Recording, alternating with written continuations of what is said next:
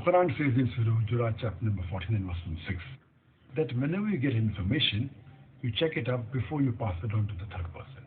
Unfortunately, almost all of the media throughout the world, they do not follow this guidance given in the Quran.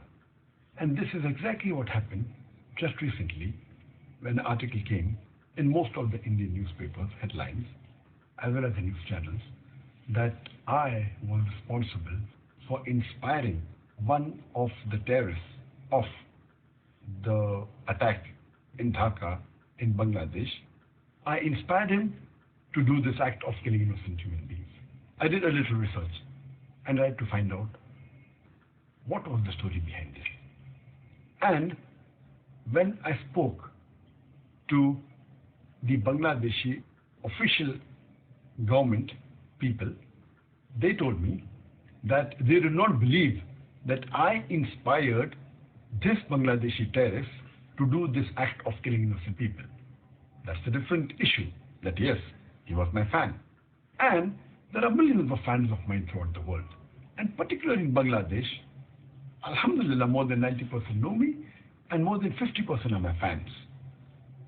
So he may have been my fan, but to say that I inspired him to kill innocent human beings is devilish.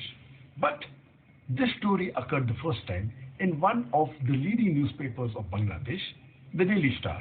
And what they did to sensationalize it, when they knew he was my fan, they went on to say that Dr. Zakir Naik, an Islamic preacher, he inspired the terrorist to do this act of killing innocent people, which is devilish, and this was picked up by the Indian media without verifying it.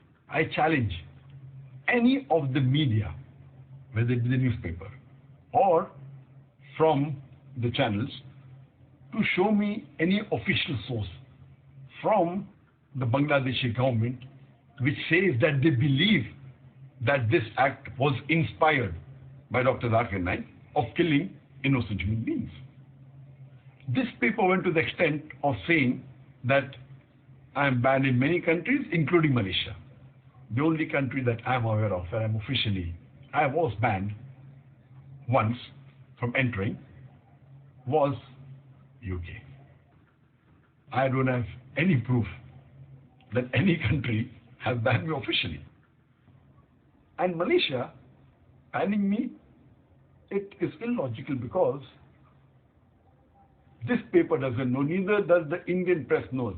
If they had done little research, they would have realized that less than 3 years back, in 2013, I got the Toko Manhijri Award, which is the highest award of Malaysia, which is given every year to a Malaysian and once in a blue moon to a foreigner. Alhamdulillah, by the grace of Allah subhanahu wa ta'ala, in the last 25 years, I was the 4th foreigner who got this award. And this award was given to me by the King of Malaysia and the Prime Minister of Malaysia. And since I've been awarded the highest award, do you think that they gave an award to a person who promotes terrorism? Do you think the Malaysian intelligence is so stupid?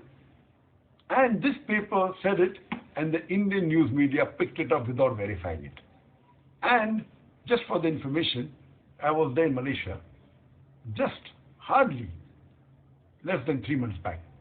In April, I had an official lecture tour to Malaysia. I was called by the Chief Minister of Terengganu, and I gave a lecture. Yes, there were some Hindu organizations by the name of Hindraf who objected and said that I should not be allowed to give speeches, I should be banned, and there was a strong reaction from the Muslim community. All the Muslims of Malaysia gathered together and they disagreed with it. So much so that in the span of 4 days, I met 14 ministers from this country, Malaysia.